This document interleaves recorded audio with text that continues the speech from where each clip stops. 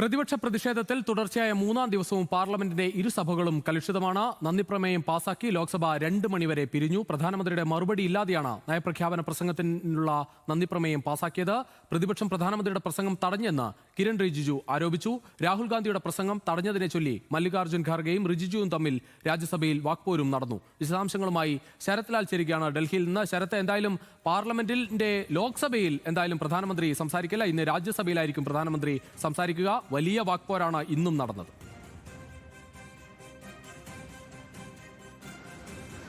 അത് വളരെ പ്രധാനപ്പെട്ട ഒരു കാര്യമാണ്. കാരണം ചരിത്രത്തിൽ ആദ്യമായി രാഷ്ട്രപതിയുടെ നന്ദിപ്രമേയ ചർച്ചയിൽ ലോക്സഭയിൽ പ്രധാനമന്ത്രി ഇടപെട്ട് സംസാരിച്ചില്ല. അത് ഇന്ത്യ ചരിത്രത്തിന് ഇതാദ്യമായിട്ടാണ് എന്നതാണ് പ്രത്യേകത. അത് പ്രധാനമന്ത്രി സംസാരിക്കാതെ ഒരു നന്ദിപ്രമേയം പാസ്സാക്കുന്നതും ഇതാദ്യമായിട്ടാണ്. പ്രതിപക്ഷത്തിന്റെ കടുത്ത പ്രതിഷേധമാണ് ഇത്തരമൊരു നീക്കത്തിലേക്ക് ഭരണപക്ഷത്തെ എത്തിച്ചത്. കാരണം പ്രധാനമന്ത്രിക്കെതിരെ ശക്തമായ പ്രതിപക്ഷ പ്രതിഷേധമുണ്ടാകുമെന്ന് മുൻകൂട്ടി കണ്ടാണ് സ്പീക്കറും ഭരണകക്ഷിയും നന്ദിപ്രമേയ ചർച്ചയിൽ പ്രധാനമന്ത്രി സംസാരിക്കാതെ തന്നെ ഭേദഗതി ഇല്ലാതെ തന്നെ പാസാക്കിയത്. ഇതാണ് ഇപ്പോൾ ഈ ലോക്സഭയിലെ അവസ്ഥ എന്ന് നമുക്ക് ഇതിന്റെ ഒരു നേർചിത്രമാണ് ലഭിച്ചത്. കാരണം വനിതാ അംഗങ്ങളടക്കം പ്രതിഷേധ രംഗത്തിറങ്ങുമെന്ന ഒരു ഭീഷണിയാണ് പ്രതിപക്ഷം നൽകിയിരിക്കുന്നത്. രാഹുൽ ഗാന്ധി പ്രതിപക്ഷ നേതാവ് സംസാരിച്ചില്ലെങ്കിൽ പ്രധാനമന്ത്രിയും സംസാരിക്കാൻ തങ്ങൾ അനുവദിക്കില്ല എന്ന നിലപാട് ഇന്നും 12 മണിക്ക് സ്പീക്കർ വിളിച്ചു ചേർത്ത അടിയന്തരമായ ബിസിനസ് അഡ്വൈസറി കമ്മിറ്റി പ്രതിപക്ഷം അറിയിക്കുന്നു. അതേപോലെ തന്നെ ഇന്ന് രാജ്യസഭയിലും വളരെ പ്രക്ഷുബ്ധമായ രംഗങ്ങൾക്കാണ് സാക്ഷ്യം വഹിച്ചത്. കാരണം ലോക്സഭാ പ്രതിപക്ഷ നേതാവിനെ അപമാനിക്കുന്നു, അദ്ദേഹത്തിനെ സഭയിൽ സംസാരിക്കാൻ അനുവദിക്കുന്നില്ല എന്ന ക്രമപ്രശ്നവുമായി മല്ലികാർജ്ജുന ഖാർഗെ എഴുന്നേറ്റതോടെയാണ് രാജ്യസഭയിൽ ബഹളം ആരംഭിച്ചത്.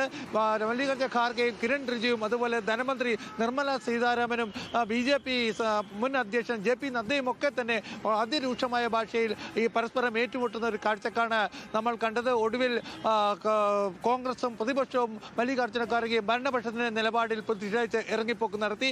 വളരെ പ്രധാനപ്പെട്ട കാര്യം CPM ഇക്കാര്യത്തിൽ രാഹുൽ ഗാന്ധിയെ പ്രസംഗിക്കാൻ അനുവദിക്കണമെന്ന് CPM ഔദ്യോഗികമായി ഇന്ന് സഭയിൽ ആവശ്യപ്പെട്ടു. പ്രതിപക്ഷ നേതാവിനെ ഈ സഭയുടെ നേതാവാണ് ലോക്സഭയുടെ. അതുകൊണ്ട് തന്നെ സഭയെ അംഗീകരിക്കണമെന്നാണ് ജോൺ ബ്രിട്ടാസ് തന്റെ സബ്മിഷനിലൂടെ സ്പീക്കർ ചെയറോട് ആവശ്യപ്പെട്ടത്. ഈ ചെയറോട് അത് ഭരണകക്ഷി നേതൃത്വത്തോട് കൺവേ ചെയ്യണമെന്നും ജോൺ ബ്രിട്ടാസ് ആവശ്യപ്പെട്ടു. ഏതായാലും ലോക്സഭയിൽ ഒരു കാരണവശാലും പ്രധാനമന്ത്രി സംസാരിക്കില്ല എന്ന് ഏകദേശം തീർച്ചയായി കഴിഞ്ഞു.